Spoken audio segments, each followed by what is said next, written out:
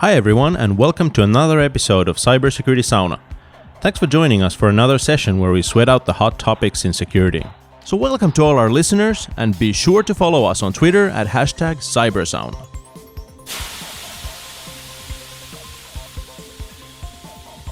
A year ago, the EU General Data Protection Regulation, or GDPR, came into effect, fundamentally changing the way businesses handle data. The GDPR forced companies to scramble to comply or face penalties. A year later, what has the GDPR's impact been, and how are businesses handling it? Where should companies go from here? To find out, let's get an update from F-Secure's Eric Andersen and Saarinen, whom we last spoke with in May of 2018. Hannes is in the room with me, and Eric will be joining us remotely. Welcome back to the show, guys. Thank you, Jonne. It's always a pleasure to be here. Thank you. So, what has been the impact of GDPR so far? Does it seem like it's achieving what it set out to do, protecting the personal data of EU citizens? In protecting and ensuring the rights of the citizens, my personal experience is from the privacy notices I get asking for my consent in general as a consumer and as a private person. I would say that it has been quite successful. I find them to be overall relevant and correct, sometimes maybe even a bit overdoing the notices and information. But I would say from that point of view, it has been a success. I also feel that companies really start worrying about protecting personal data. The awareness has been immense. Everybody is talking about how do they protect data within organizations. And I see many organizations still investing in improving data protection and data subject rights management. So I would say yes, for that part it has been a success. There is also a big focus on the big data controllers, which certainly has helped with the awareness. So the incidents with Google and Facebook and other big players, the British Airways incident last autumn, is also something that has got a lot of attention and helps keep the awareness. Oh, absolutely. What about you, Hannes? Are you seeing the kinds of things you wanted to see? Yes, and we definitely can see the difference in what was not happening in 2018 spring and what is now happening as of today. As Eric pointed out, there is the amount of GDPR spam, which is telling on how little the companies were telling to their customers, hey, what kind of data they are actually collecting. And the second point is the security data leakages, that how many of those are happening and how companies are scrambling to react. So those are telling of the capabilities to detect those. Another aspect of the GDPR was actually to create a new deal on data, to establish a foundation from where you could create more value out of personal data by sharing even more. And I think that's still yet to see if GDPR will be successful from that point of view. So will people start becoming more safe, and will we see that citizens will get a more fair deal on the use of their data? If that also happens, I think we have all in all a good success. Well, speaking of value, how do you see companies doing today? Are they just struggling to meet the basic requirements, or are they getting into the spirit of it and being compliant on a fluent level, really getting everything out of GDPR? Well, not yet. That would be the short response. By and far, the companies are still just finishing their GDPR projects at the given time, and they are just in the middle of doing the transitioning to ongoing privacy programs from the project mode. And you can see it from our business-to-business collaboration on how the companies are still, part of them are still working on very basic stuff, and some of them have already slowly started going to third-party auditing, international transfers, more complex and elaborative data subject rights enablement.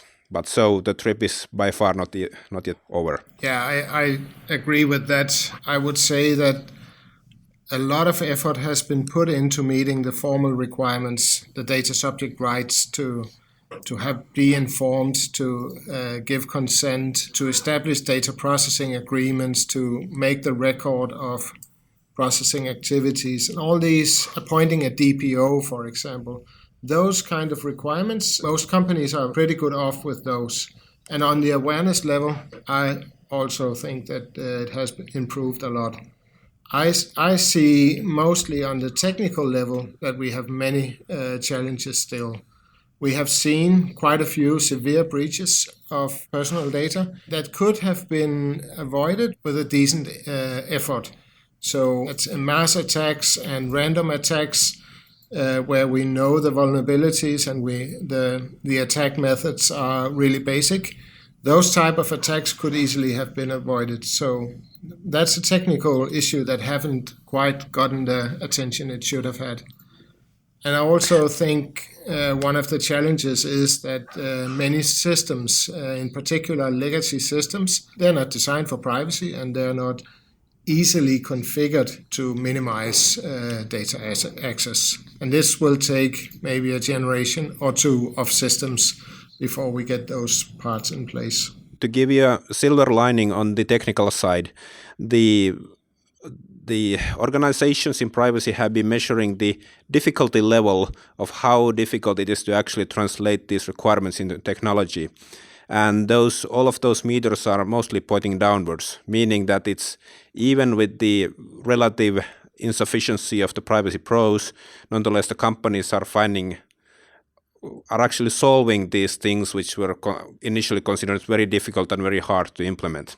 So even if we are not yet on this is easy side of things, but we are nonetheless going that this is going to be easy going forward. Yeah. That's a good point. Speaking of last time, Eric, you mentioned that the requirement to provide adequate protection of personal data was causing confusion. And you said that companies don't always know how much protection is enough, so they don't have sort of an adequate understanding of the risk and threats to their business, and then threat intelligence is quite low. Have you seen any improvements in this in the past year with companies knowing their threats and risks better? Not so much on the threat intelligence part, but more on the understanding where they have data. That has improved a lot. So many organizations have been doing data stream analysis, data flow analysis. So they actually know what data resides in the different systems and on the different networks, and what can be accessed from different endpoints and so on. So that part has improved a lot. The threat intelligence is still, I would say, a challenge. I do see there is a perception that if you buy, for example, a monitoring service or a detection service, then you also buy the threat intelligence, because the detection service provider, they should know about the threats, but that's an oversimplification. So I would say my experience and from the organizations that I work with, it is still something that needs to improve. Understanding the threats and use that to focus the protection where it's most important. What about my personal favorite requirement that companies have detection capabilities? How are companies doing with this? Are they getting the right technologies and people in place to be able to do this? To an extent, yes. I think there is still a way to go there. Quite a few of the existing detection and log management systems that are used by organizations are not really very effective in preventing data breaches. So it's too late if you get an alert that someone has accessed your data in an application, for example, then the damage is already done. So companies need to think more about how do they prevent breaches before they become data breaches. And that's changing the focus more to monitoring what happens in the infrastructure, so that you can prevent the attacker from actually reaching your systems and breaking into your systems where the data resides. No, absolutely. There's also a deadline to reporting breaches, and if you don't have detection capabilities, that's going to catch you off guard. So how are companies dealing with the notification deadline? My experience is that they actually deal quite well with it, but it's really hard to tell how to get the information to. You need to know when they should have learned about a breach. It is often not a simple task, but I would say in general the notification requirements are quite well understood. Organizations know that they don't have to do a full investigation within the 72 hours. So it's enough to make a notification based on what you know at the point where you became aware of the breach, and then keep updating the breach notification as you become more informed about what has happened. So I haven't seen any big challenges with that from my personal experience. And if we take a bit more societal approach on this 72 hours, I mean, it was created by the lawmakers in a situation where no one was telling anyone that we actually have a breach, which also meant that none of the individuals whose data was affected, they were unable to sort of react on this one. So looking this beyond the compliance aspect, whether you give a breach notification in 50 hours or in 80 hours, it doesn't really matter, because it means that nonetheless that information is now out there in reasonable time so people can actually react.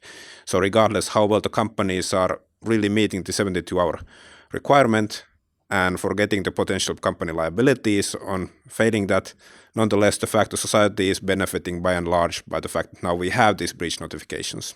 Yes, and there is another effect of having to notify the authorities, and that is that once you have done that, there is an expectance that you will investigate the breach. So you make sure that way that organizations are actually responding to the breaches, and because they have to, now that they have given the notification.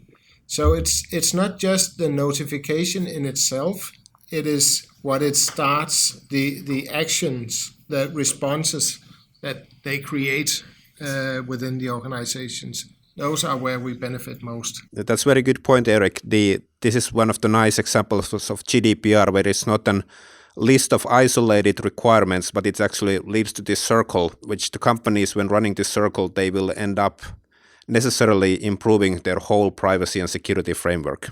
But a part of the notification deadline is that me as a user of these services, I get notification that my information was breached so that I know to take mitigating measures, change my passwords, maybe get like a credit block or something like that in place. But keep in mind that that's only in case there is a high risk breach, so to speak. So the priority logic of the notifications is that now step 1, notify the data protection authority, and step 2, if the risk is of high impact, then it's notified to you as an individual. So it means necessarily you don't always get the notification on that.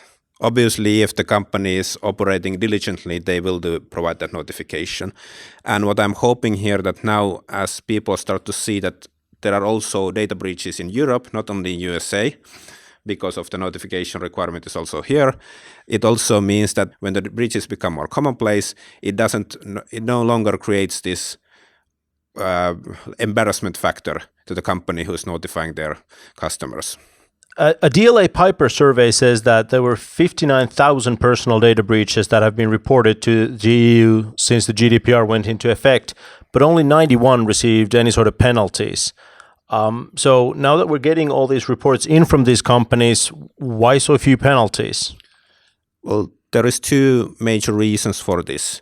One, we have to remember that even if it may seem like it, the breach does not equal failure of GDPR. So, and as we as information security professionals know, it's completely possible that you have put in place sufficient security measures and nonetheless you are breached, simply because the attacker is using even more advanced technologies than what was feasible for you to use for protection. The second reason is that simply the data protection authorities, they don't have the bandwidth to prosecute.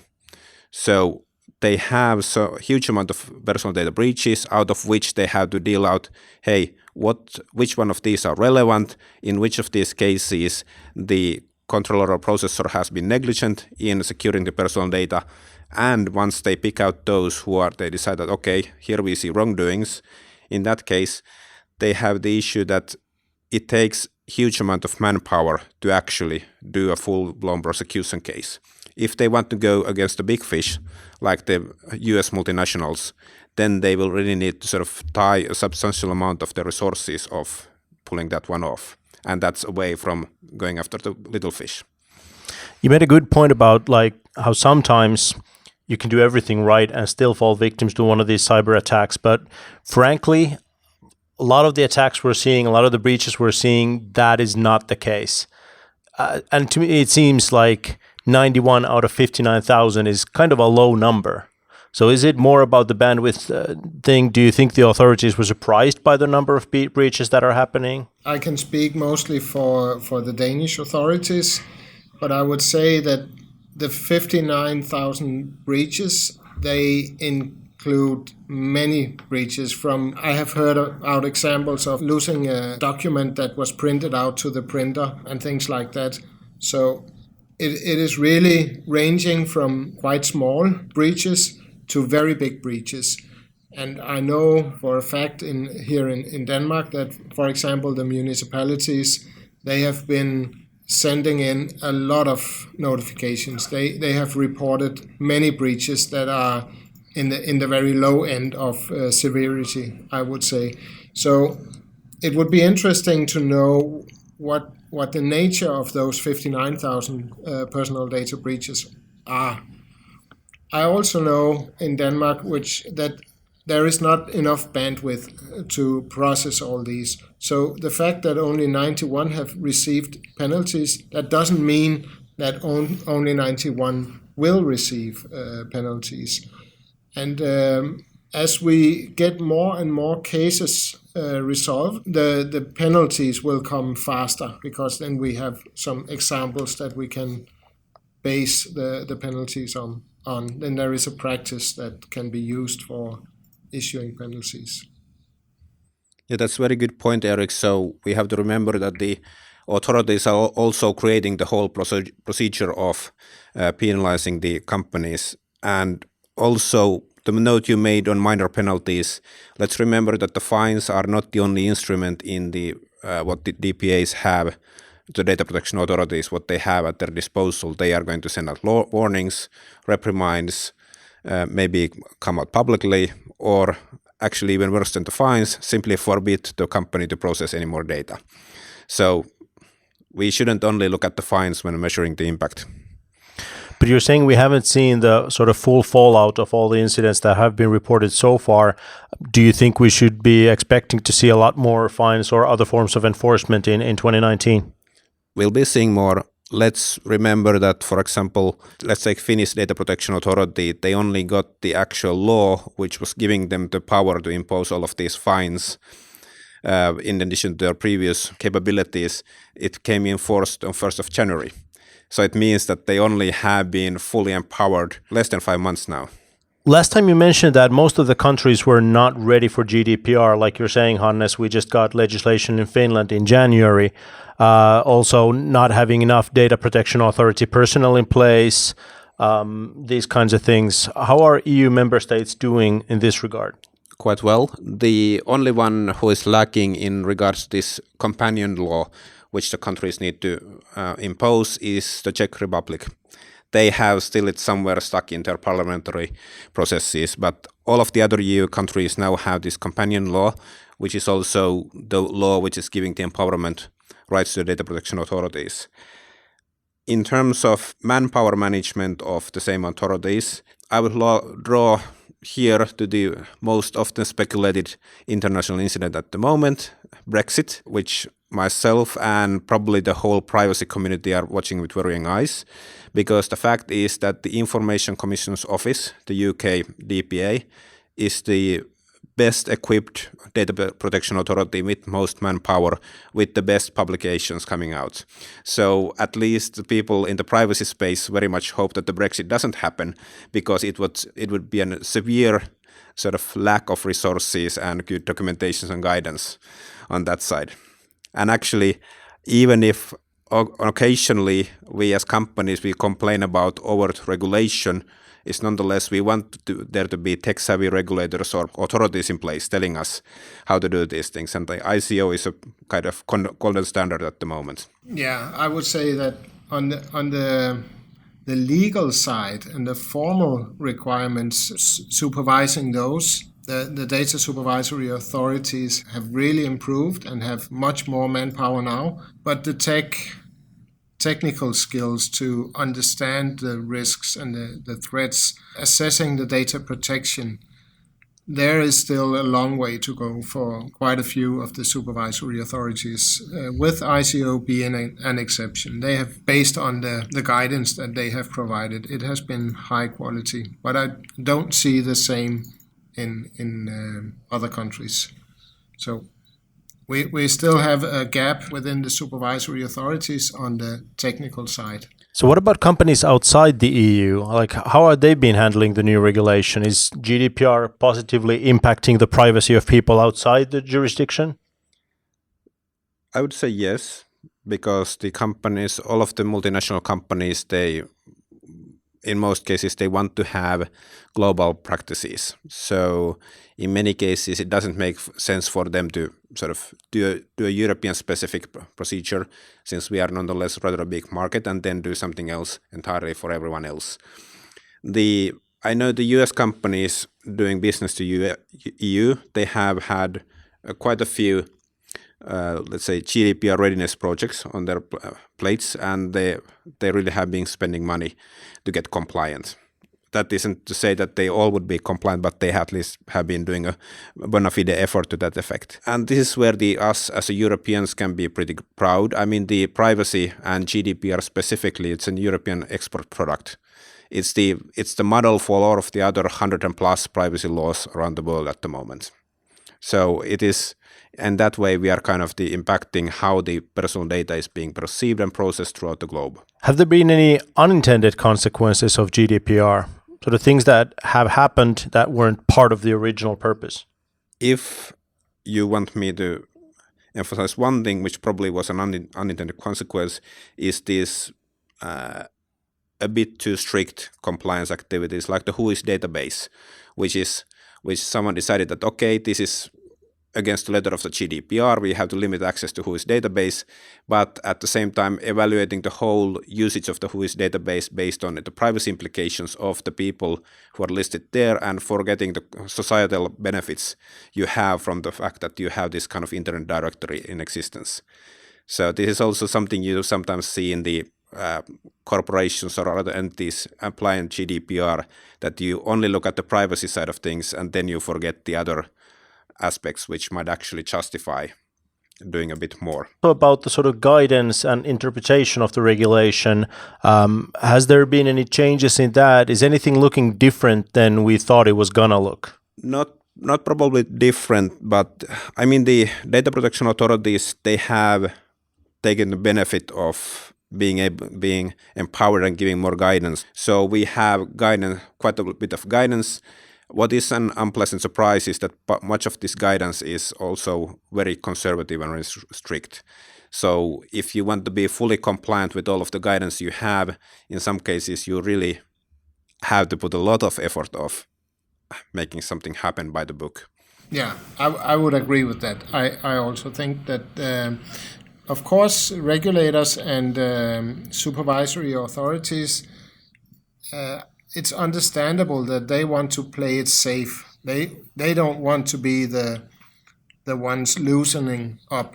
So it is understandable that guidance that comes from a supervisory authority will be strict. That is as expected. I think even though it is strict, it is still helpful because it removes some uncertainties. It makes it easier to understand what to do, and I think there has been a lot of good contributions from supervisory authorities, from simple guidance, suggestions, examples, and even tools. Where the French supervisory authority had, for example, they have created an open source tool for doing DPIAs. And there are many templates now that you can download, examples of data processing agreements and how do you describe the data protection environment and so on. So I would say all in all, there is a lot of guidance now to find on the supervisory authority websites. I have to say that while I disagree with some of the guidance provided out there, but nonetheless, you have a point there, Eric, that now that you have the guidance, it's also removing this excuse from some of the entities of saying that this is way too complex, there is no way we can comply this, even if it's only one law more. But nonetheless, there is no more excuses for companies not to comply because of there is quite a lot of guidance on, let's say, not on all topics, but on quite a few topics now. There's the guidance from authorities, but there's also this whole industry of sort of consulting and advice giving on how to be GDPR compliant. What do you guys think about the GDPR certifications that have been popping up? Are those meaningful? Yes, I think they are meaningful. And I also think they are in quite good quality. It was not so good in the first year, but that has improved a lot. And I think overall it's a very decent collection of material that you need to master. It's a good mix of business understanding, process understanding legal requirements and practices, a lot of focus on practices. How do you manage consent? How do you manage privacy in a company? And what are the technical measures and organizational measures that you can take to manage the risk? I think it's a quite good set of certifications we have now, and I'm mainly thinking of the SIP and SIPM and SIPT for EU. So Eric, are you speaking of personal certifications? Yes. Yeah, they might be beneficial for especially educating new privacy pros. If we think on the certifications on a corporate aspect, then sort of my attitude is sort of rather negative on those at the moment.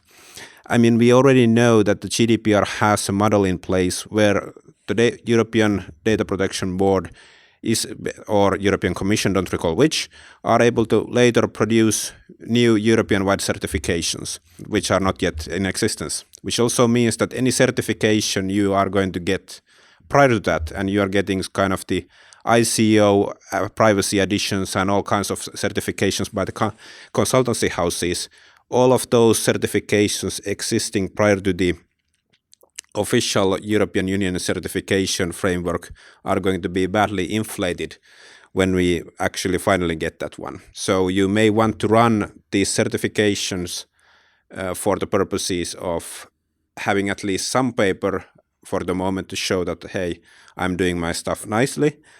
Or you may do it as a practice round, because most likely it will not go totally in vain when we finally have the European level certification in place. But the impact of the corporate level of certifications is, I would say, minor at this point of time. Yeah, I think you're right on that. And you mentioned earlier on that GDPR is now an example that the rest of the world is looking at adopting the principles in their own privacy regulation. And I think on the certification side, maybe we could do the same in EU, just the other way around. Europe has been traditionally managed development of standards, either by authorities or by the ISO standards organizations and so on. Whereas in the US, for example, there is a tradition for developing standards in industries. And we actually have an example of that for the payment card industry, which is essentially a standard for protecting personal credit card data. There is also the whole healthcare industry and the HIPAA, where we could actually adopt some of the certification schemes from there.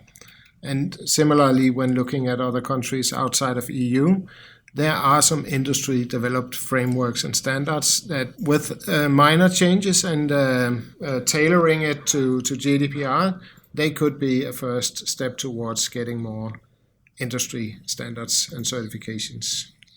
So what should companies be doing at this point? I mean, both companies that are already comfortably GDPR compliant and those who are still trying to get there. If they are GDPR compliant, they should focus on doing it more fluently and efficient. If they are not yet compliant, if they still have issues, they should certainly prioritize those, get the gaps closed, and then later on they can focus on improving. So I would say it really depends, but for all organizations, share experiences, share tools, use the industry organizations. There is some help to get there. I have seen in many industries that the industry organizations have actually taken this quite seriously and have created good guidance and templates and so on that can be used by their members. So this is also an area to look at. And everything is maturing now. Also the tools in the market to help manage compliance, they are also becoming better all the time. So yeah, I have to echo Eric here. It's the 2019 is all about going to be more major in the GDPR side of things. So let's remember that the previous legislation, the European Union Data Protection Directive, that was in force for 20 years. We are now on year one of GDPR. So we still have a lot of ways to go before we are sort of taking it as business as usual, but the companies are obviously going there. All right. Well, it's always the big breaches and the big fines that catch the attentions and headlines of the world. This year we saw Google being hit with a 50 million euro fine. What do we think about that incident? That Google fine, it's a very interesting topic.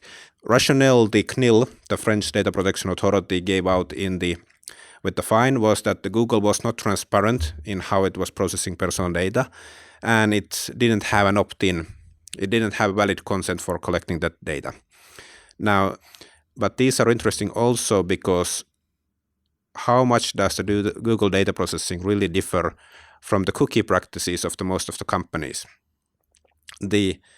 Many companies are still in this kind of stage of denial, saying that we really don't have to do any major changes to cookie practices because it will it's only under the framework of e-privacy regulation, and even if de facto the data processing via cookies is already impacted for the most part by GDPR as well, then there is at the moment there is this conflict of legislation which makes it slightly more difficult to actually create feasible cookie practices. So Google was fined, especially on the front ends where many companies are wanting at the moment.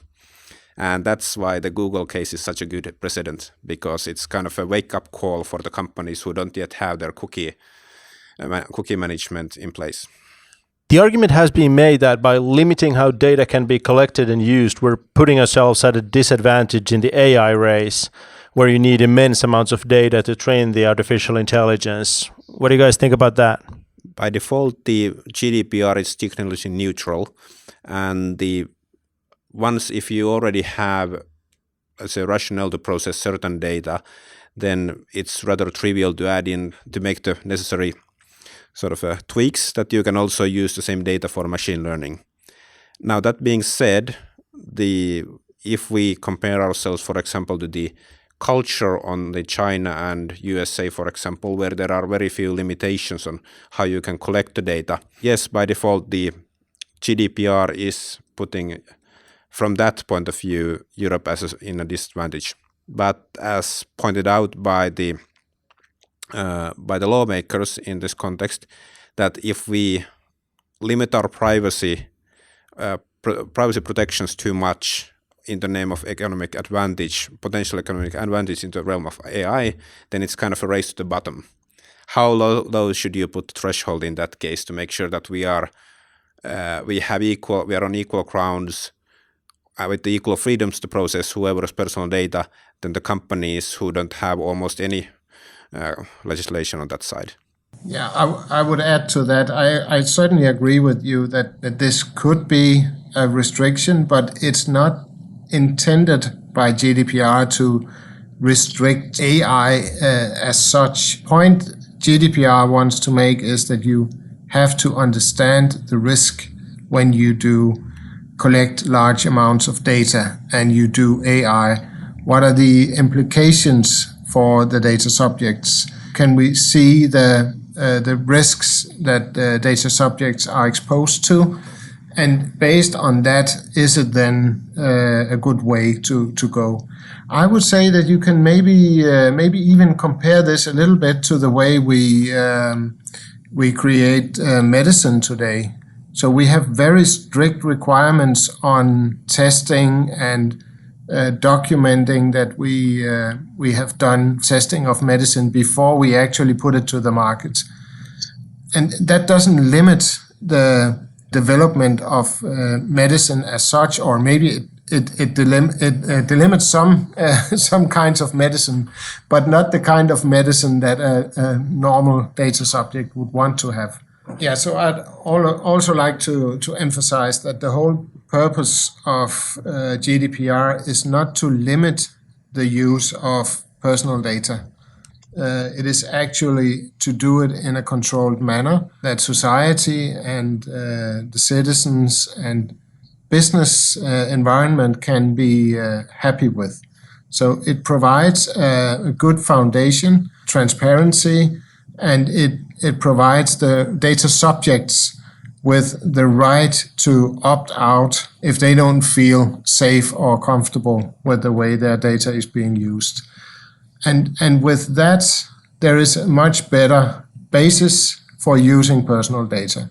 And I really hope that we will see that in the future, that people will become more safe, that the data processing, the data protection will be more secure, so that we can get the full value out of personal data. So we can provide better healthcare, we can provide better services all over, for whether they are societal services or whether they are delivered by a private organization.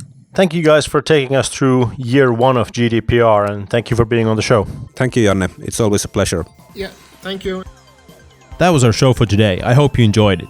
Make sure you subscribe to the podcast, and you can reach us with questions and comments on Twitter through F-Secure with the hashtag Cybersauna. Thanks for listening.